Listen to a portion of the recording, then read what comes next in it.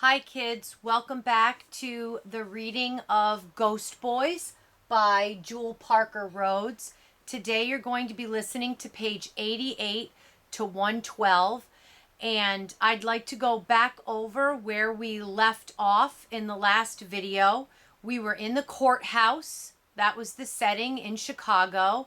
And Officer Moore was being questioned by the prosecuting attorney in the case of Jerome's shooting.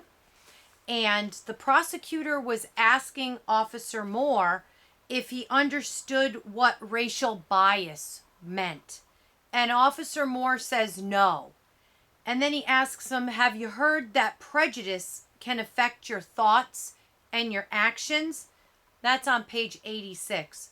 Whether consciously, knowingly, or unconsciously. And Officer Moore reacts very defensively. He says, I'm not a racist. Well, possibly you were responding to unconscious stereotypes of black men as large, threatening, and dangerous. And he maintains that he acted with just cause.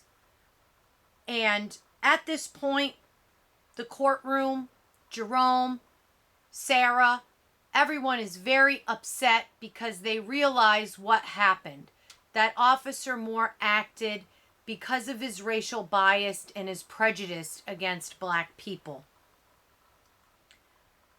At this moment in the story, the ghost boy tries to comfort Sarah and Jerome. And Jerome is very confused, and so is Sarah. But he's there for them. And this is important. He is an important character in the story. He is from the past, very much in the past, and we're going to find that out. The chapters we're going to read today are Lost, from page 89 to 87, and that takes place in Sarah's bedroom.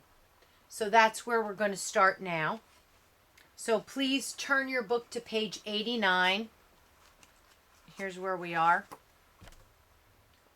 Lost. You saw him today, didn't you? Sarah doesn't act surprised. She knows who I'm talking about. He say anything? She shakes her head, her feet dangling off the bed. I think there's a reason I see him too. I wish you'd hurry up and figure it out. Why do you? What? See him. What if it isn't because you're... Don't say it. Of course it's because I'm dead. Yet even as I say it, I feel there's another reason too. Downstairs a door slams. Sarah's mom and dad are shouting. Glass breaks. Administrative leave, murmurs Sarah, drives Dad crazy. Here's one of our vocabulary words. Administrative leave. He's getting paid? Yes. I clench my hands. Pop wouldn't mind getting paid for not working. Sarah's eyes tear up. Sorry, I say, though I'm not. Sarah's not stupid, but even if I was alive, we wouldn't live in the same world. Hers is a fantasy world, like a TV family, in a huge house with plenty of money, food. Being poor is real. Our church has a food pantry, emergency dollars for winter heating. Last year, when Ma's appendix broke, when her sick leave was gone, we got bread, peanut butter, and applesauce. Does Pop know Officer Moore gets paid for not working? For killing me? I want to kick something, scream, break down.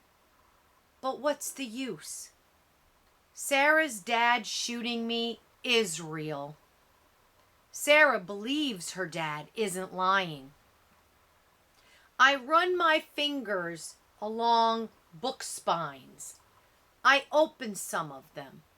There's stickers saying, "This book belongs to Sarah Moore." Kim would love it here. All her books are from the library. She would love owning one, love writing her name.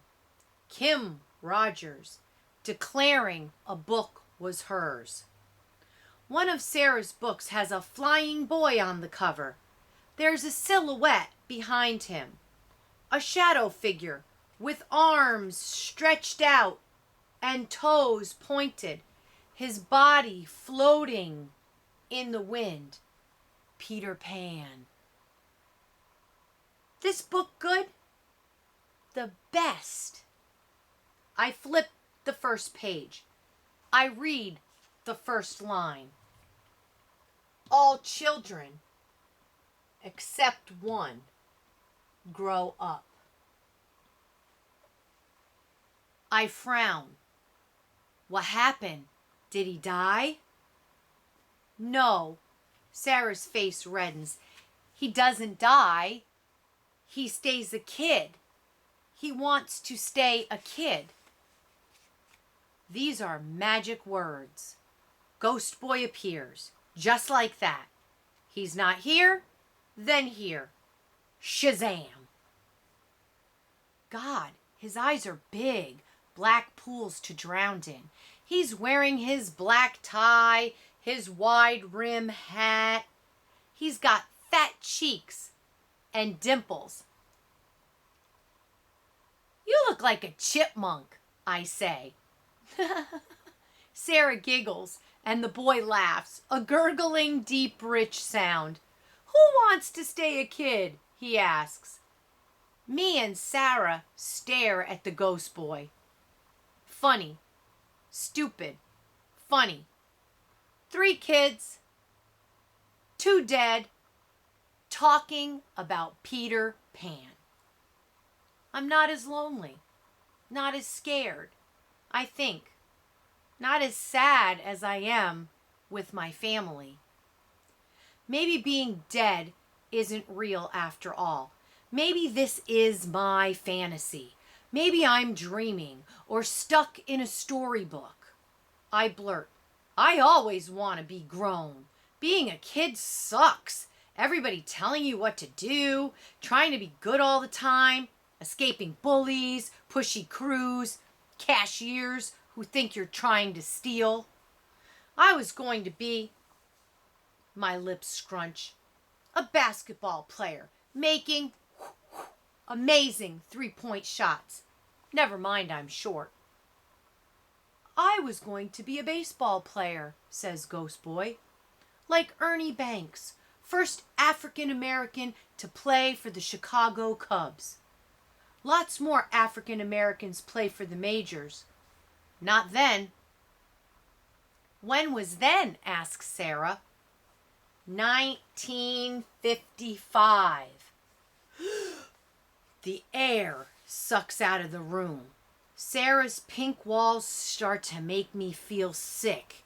Even Ghost Boy's papery thin clothes and skin glow pinkish yellow. You've been dead years? Decades. That's another one of our vocabulary, decades. A decade is 10 years. So Ghost Boy has been dead for decades. Many groups of 10. I wish that I could cry. I wish there wasn't a ghost kid in the room with me. I wouldn't mind staying a kid if I could be alive. I wouldn't care that I couldn't grow up. I trace Peter's silhouette on the cover. He's really flying. I thought I could fly from a bullet. Pityingly, Ghost Boy watches me. Sarah's eyes tear up. Don't pity me, I say, sharp, frustrated by Sarah. Maybe I can help you. Help you both, like Wendy helped Peter Pan. Is Peter white? He's white, isn't he? I ask insistently, furious. Sarah looks at me quizzically. What are you going to be, Sarah? I shout. You're the only one who's going to grow up. Ghost Boy touches my arm, and I'm surprised that I can feel him. His hand is warm, comforting, but it's also taut, controlling me. It's not Sarah's fault, he says. Sarah can change. She's changing. I'm here to help you both. You can't help me. My mother, my father, my sister couldn't help me. I want to move on. There, I said it. I'm dead. I don't care anymore why I died. I just want to go. Get away from my family's pain, from you, and you, I say to Sarah. It matters why my dad shot you. Why? So you can feel better? Sarah starts crying, and I feel like the bullies that I hate. I want to move on, I say stubbornly. Why haven't I moved on? I ask Ghost Boy. Why haven't you? Are you trapped too? I want to show you something. Ghost Boy spreads his arms and he moves towards the window. It feels as if he's guiding me, like a gentle wind. Can Sarah feel it too? We three stand at the window, watching night cloaking the world. See? A shadow, then another, and another, another and another. Hundreds, thousands of Ghost Boys standing, ever still, looking up through the window into our souls. Do I have a soul still? I don't understand. These are our people. Sarah gasps. I punch the wall. Nothing happens. No cracking or paint peeling. Black boys, Sarah whispers, then clamps her hand over her mouth. This is messed up. These are kids killed like Jerome. Killed like you? Asks Sarah. Ghost Boy nods. I turn from him to Sarah. I look down. Hundreds and hundreds of shadow boys. A heart-wrenching crew. That's another one of our vocab words. A heart-wrenching crew. Army strong. No zombie apocalypse strong. Standing on lawns. In the streets. Their faces raised to me. All children except one grow up. Sarah buries her face in a puffy pillow. Stop crying, I want to shout. Instead, I mutter, your bed is nice, pretty. Being nice is automatic. How stupid to be nice. I always tried. What did it get me? I'm getting angrier and angrier. I explode. My hand connects. Peter Pan flies across the room. The book hits the wall and drops to the floor. Sarah, you all right? A call from downstairs. I'm okay, Daddy. Sarah's eyes are different now, frightened again, nervous. Ghost Boy shakes his head like he's disappointed in me. Not fair, I think. I holler. Why do I need a white girl looking after me? You're right, but maybe you're supposed to do something for Sarah. Nah, that's sick. Her dad kills me and I'm supposed to help? Who are you anyway? Emmett. Emmett Till. That's who Ghost Boy is. Ghost Boy is Emmett Till. I remember Pop shouting, "Grown men, armed, threatened by a boy." Grandma screaming, "Emmett! Like Emmett! You're the Chicago boy, murdered like me." 1955. Down south. Everybody knew the South was dangerous then. "Still is," answers Emmett. Sarah's chin rests on her chest. Disgusted. It's my turn to disappear. Emmett was dumber and stupider than me. I wasn't in the Old South. I was in the North. I was playing 5 blocks from my house. Why am I dead? I shouldn't be dead. I shouldn't. That was an important chapter. I bet you're wondering why Emmett Till is able to bring them to the window and show them hundreds, thousands of other ghost boys. It makes our main character Jerome very angry because he realizes that maybe he's not going anywhere. And he realizes now that Emmett Till died the same way that he died because of racism and people's stereotypes and people's fear of black people being scary and dangerous. So we realize that Emmett's there to help Sarah and to help Jerome, and that Jerome and Sarah are in each other's lives right now in order to help one another. The next chapter we're going to read is Real, and the setting for this chapter is the church steps. So we've moved out of Sarah's bedroom where the three are talking, and we're now on the church steps. Real is graduating high school. Real is maybe going to college. Real is getting a job.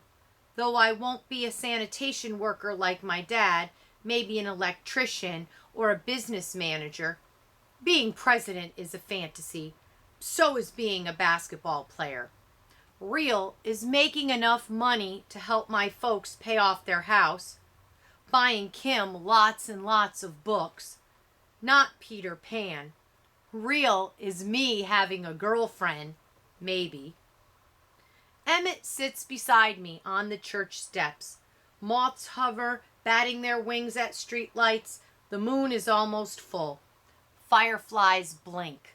So it's nighttime. There's fireflies out and the moon is out. Sitting together, someone might think we were buddies if they could see us. If they could see us, they might see how I'm slayed, crippled with grief. They might see Emmett, quiet, head down. He lays his arms over my shoulder to still my trembling. It doesn't help. Dead is too real. For me, baseball was real, Emmett murmurs. Crack. I loved the sound of the bat hitting the ball.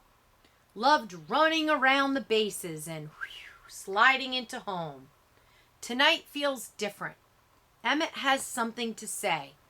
I can't help but listen. Just as I can't help knowing sadness is a smell. It's a musty closet with rotting food and maggots. That's a great way to describe sadness. A musty closet with rotting food and maggots. Real, Emmett says, was going to college. Mother was on the honor roll. Only the 4th black kid to graduate from her school. She became a teacher. Mother said, do better than me. Be a principal, a lawyer, a doctor. Crossing my fingers behind my back, I'd promise. Yes, Mama. Emmett chuckles. Shortstop. That's all I wanted to be. Mean, I say. Basketball. Nobody plays baseball no more. Black kids play the court. Wanna be Jordan, James, Curry. Lame if you can't dribble and throw. Emmett sighs, unwraps his arms. I don't know those names. Truth is, I'm lousy at basketball. Now I'm getting good at bullying.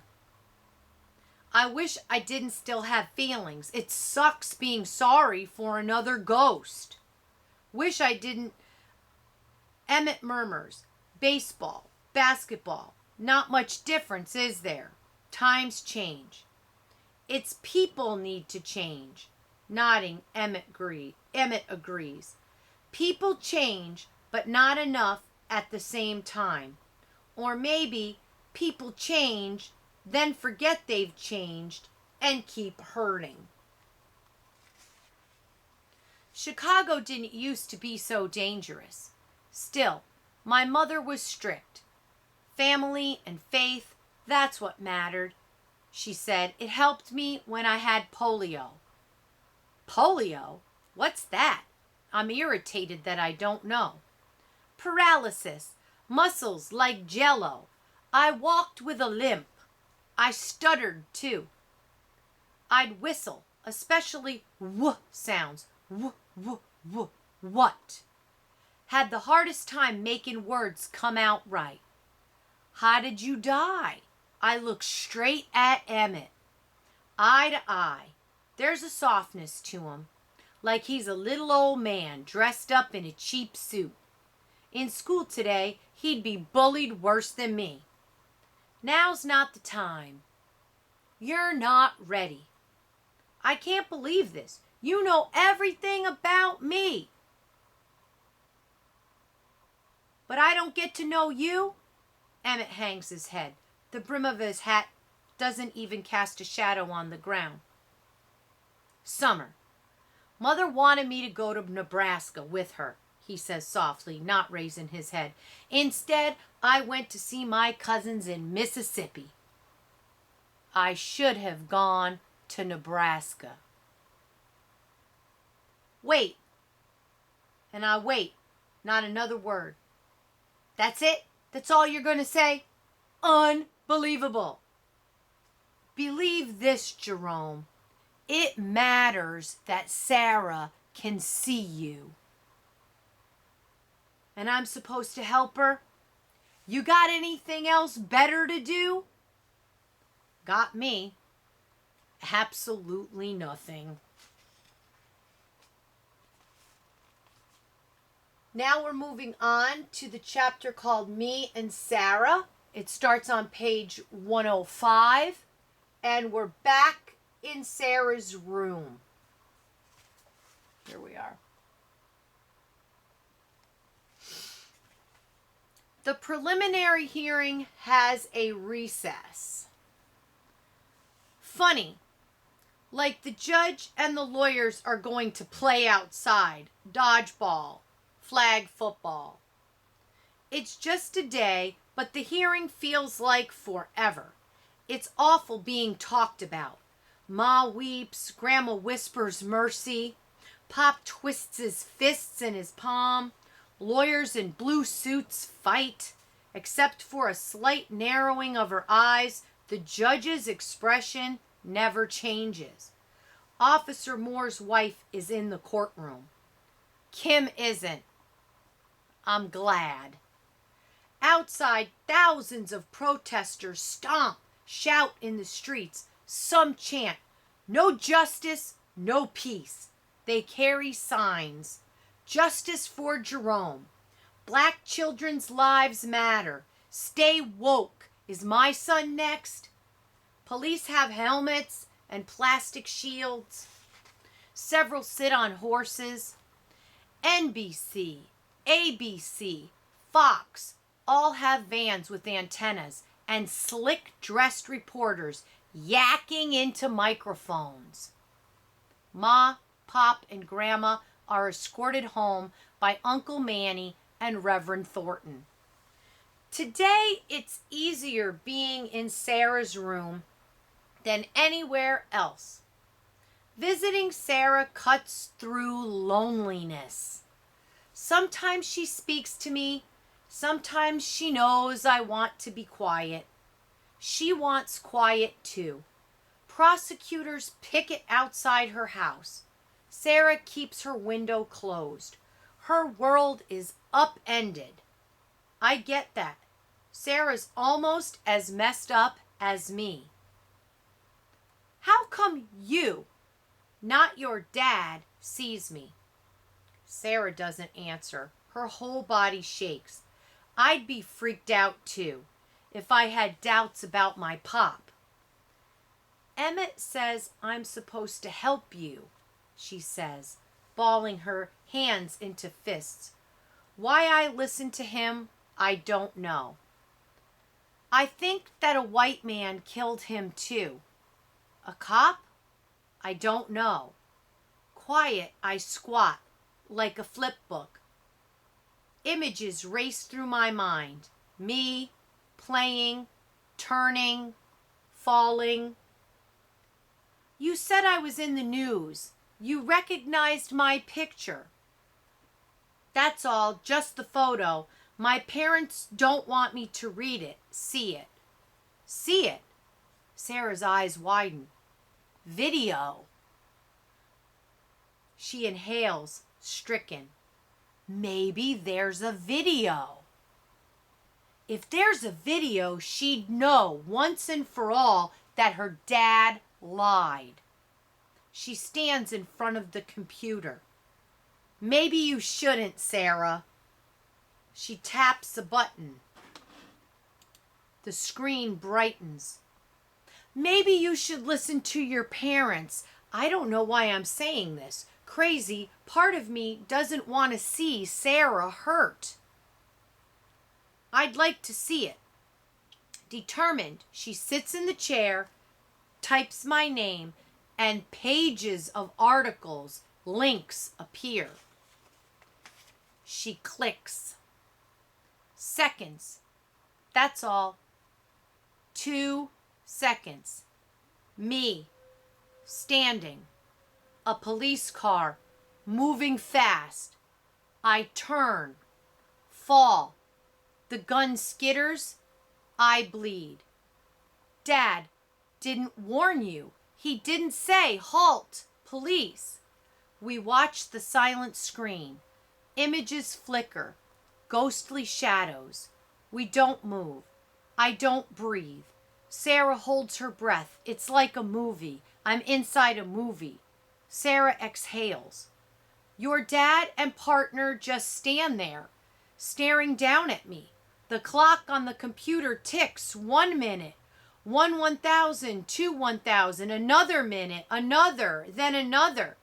Seeing myself, I remember lying, feeling my back burn and my neck cold. I can't turn my head. It hurts to see if Carlos's toy is on my right. I can't lift my head, see the sky, but I can hear voices, especially Ma's and Kim's screaming. I see black boots, see dirt and snow. I wish that Grandma was holding me. Sarah scrolls down. Words roll up the screen. The article says paramedics were too late.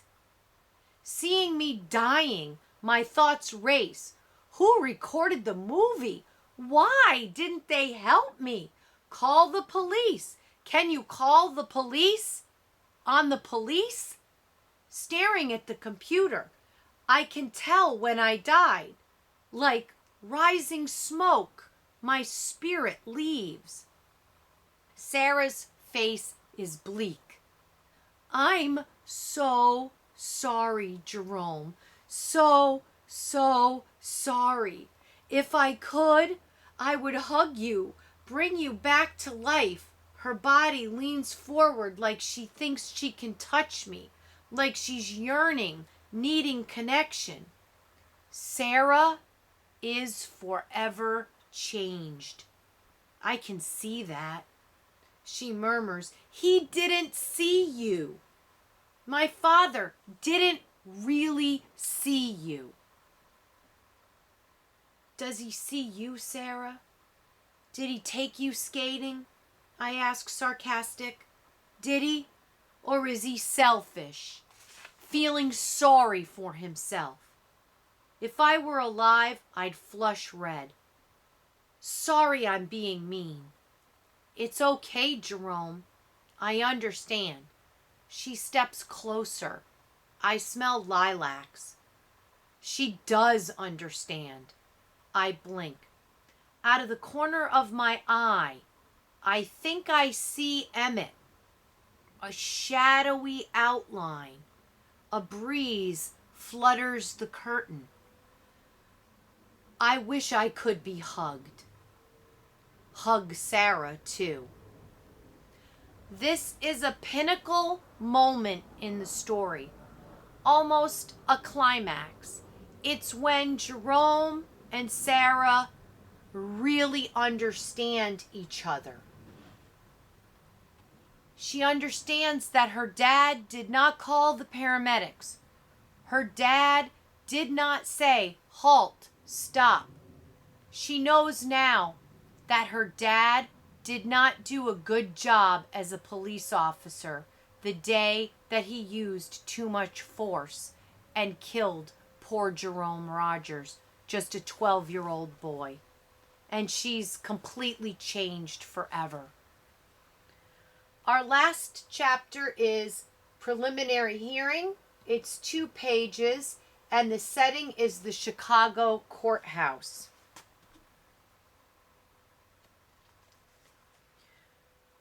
You were the operator that answered the 911 call? Yes, I did. The 911 operator looks like a college student. Red hair, black-rimmed glasses. Nervous, she twists her hands. Did the caller identify themselves? No. What did the caller say? A boy, no, a man, was in the park with a gun. The transcript says toy gun. Yes, toy gun. Did you tell the reporting officers that? No. Why not? Objection, says the prosecutor. Speaks to credibility. Answer the question, insists the judge. I don't know. I don't know why I didn't say toy. The girl fidgets. Did you know in Cleveland, Tamir Rice also died because officers thought his toy was real? I object. Sustained, says the judge, pounding her gavel. No more questions, says the lawyer. Dismissed, says the judge to the girl. I wish she could hear me murmuring, sorry. Her saying toy, it wouldn't have made a difference. So that's the end of our reading for today. Please go into writing a complete response to text, Ghost Boys, page 88 to 112, and use details from the text. Find quotes from the text that can help you make a better and more complete answer. Thank you.